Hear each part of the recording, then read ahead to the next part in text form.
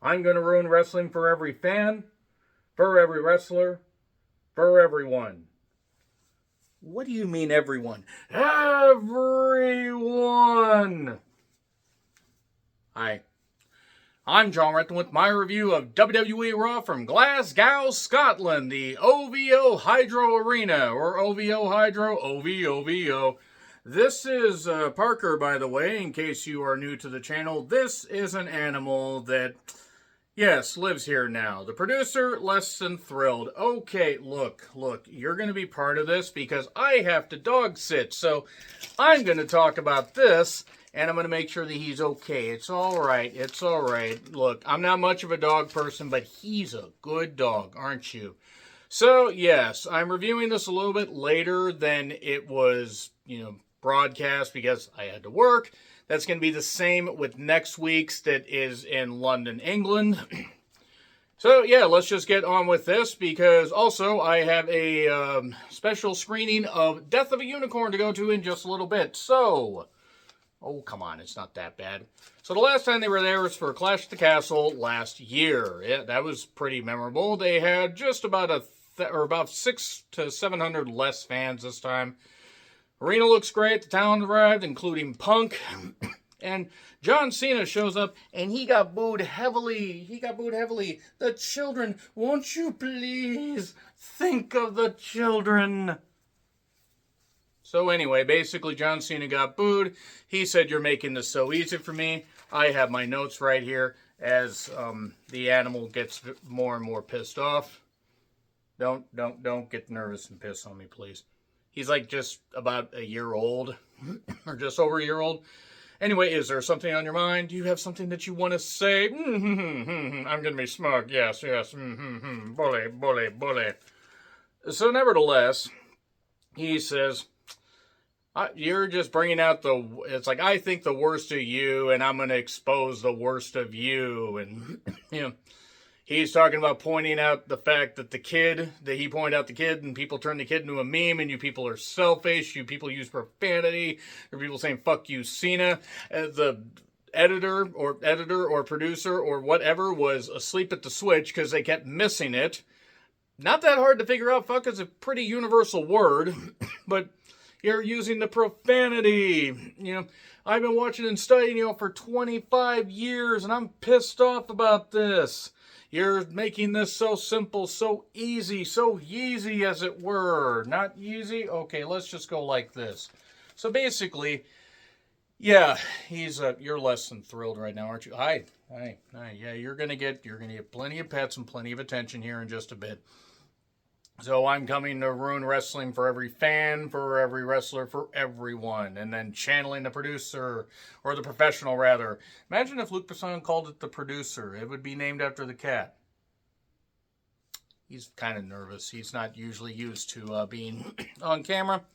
But, yeah, it's like, I will win number 17, and I will make you forget the name Ric Flair. And that didn't get as many boos as I expected, probably because Ric Flair has torpedoed his own reputation. You can't stop me. Speaking of people that can't be stopped, Gable Steveson got stopped by an Oklahoma Trump-supporting idiot, but whatever. Nevertheless, it was nice to see a piece of shit get knocked down by, unfortunately, a guy that's pretty much just about the same. So nevertheless, Cody's music hits. Big pop. Whoa! So basically, I'm just going to bring you over here on camera. I'm just going to bring you right here. And he says, I want you to say something, and you did, but unfortunately you made the mistake of saying it while I was right here, and he wasn't very happy. And we get the sing-along for Cody. It was really good stuff. I know you heard it. I know you did. Put your paw up on my goddamn arm. And be calm. It's okay. You're safe. See? Oh, big dog. You're okay. And, you want to take it? Well, go ahead, Cena. Take it. Take it from me. Take it from me right here in front of God and everybody. Well, different kind of crossroads there, but no, he wants him to take the title. But Cena doesn't. He leaves. Then he feigns coming back. And then Cody basically says, Oh, one thing, John, I can't let you do this. Your psychotic, need to have this does not outweigh our right to have it. So there you go. And there you are. So you will leave empty-handed at WrestleMania. And it's absolutely horrifying that he somehow managed to have that. And the dog's getting nervous, folks, so if you'll give me a second, I will be right back. Apologies, folks. I had to channel the Baja Man and let the dogs out. Who or just one. Anyway, hope you all enjoyed the dog providing his analysis for what was honestly the best part of the goddamn show, because, whoo boy, besides the crowd, the rest of this goddamn fiasco. I did like this was better than what Cody and Cena did the previous week. Not that that wasn't good, but this was more focused, so fucking focused. Oh no! That is a deep cut for people that have been following the channel and following me on social media for a while. So, we get IC title package stuff, and including Triple H versus Rock at SummerSlam 98. Pretty underappreciated match in all honesty. And then Waller and Theory are taking on Jey Uso and a mystery partner. I thought we were going to hear his name and he would appear. We would believe in Joe Hendry, but it was Jim Uso. And they're playing the seed about Jey having doubts and everything and being off his game. He missed the dive and stumbled, and people got upset that I didn't point out last week. It's like, what? It's just a dive in a throwaway match, guys. Yes, it wasn't the best, but whatever. So anyway, the Usos won. So moving on from that. So Gunther then attacks both men, and Jim Uso gets him away with a chair. And then a package on the Luchadors, including Mil Mascaras, and El Grande Americano, hailing from the Gulf of America. So let me just say this right now. It's the Gulf of fucking Mexico. It's been the Gulf of fucking Mexico for a while.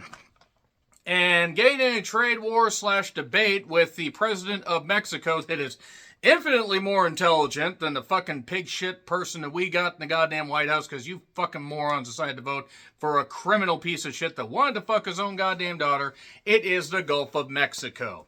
It's the Gulf of Mexico. Ain't nothing gonna change that. I wonder how much AI they used for this particular thing. I wonder how much of the polar ice caps got melted.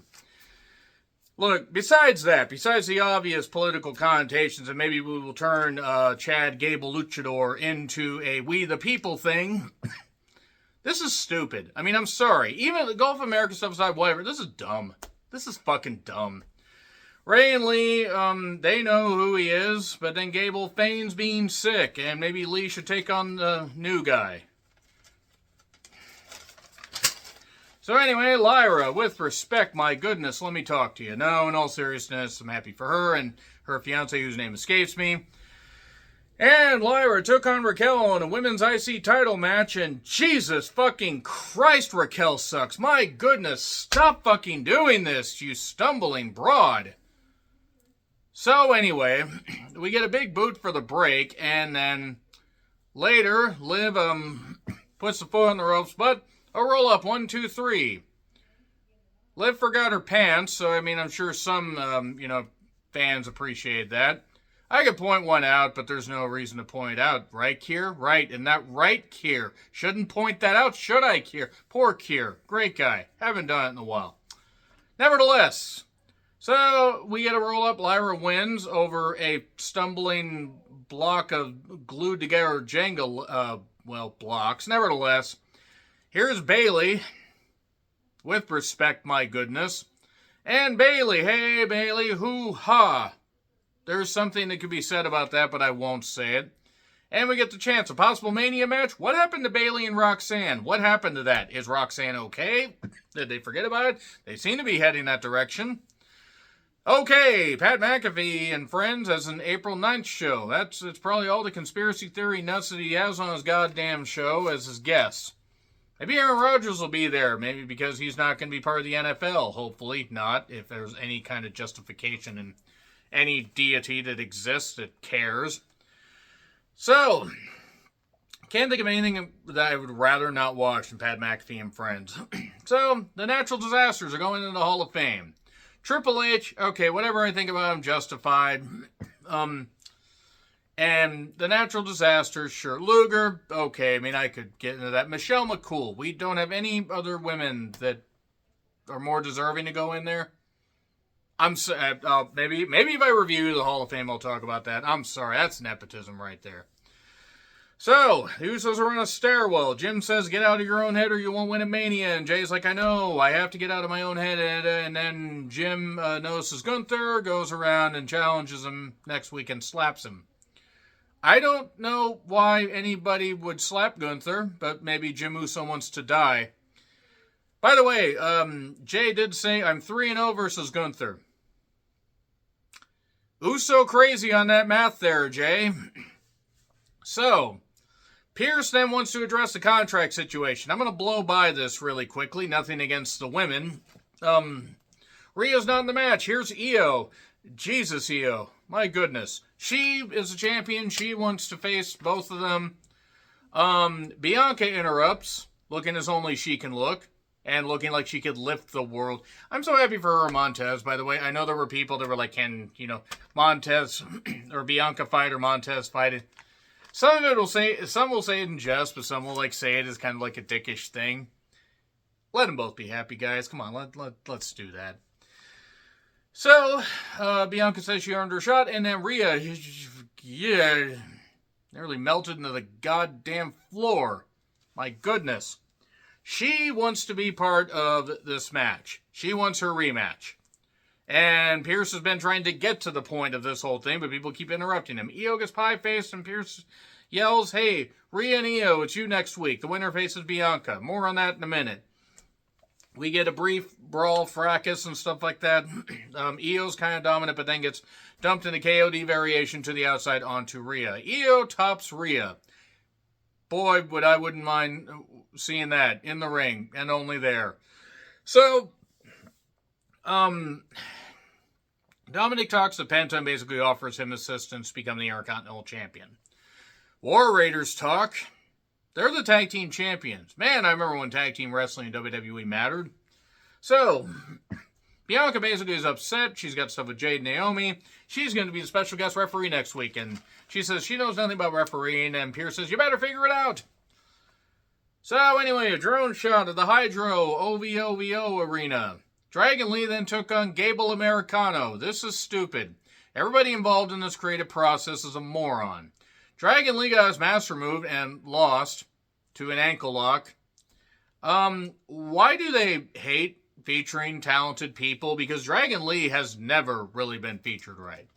Yeah, he was a North American champion. Name any, buddy he faced that actually mattered in that. Seriously. Did he lose it to Oba? He might have lost it to Oba. I actually genuinely don't remember who the fuck he lost it to.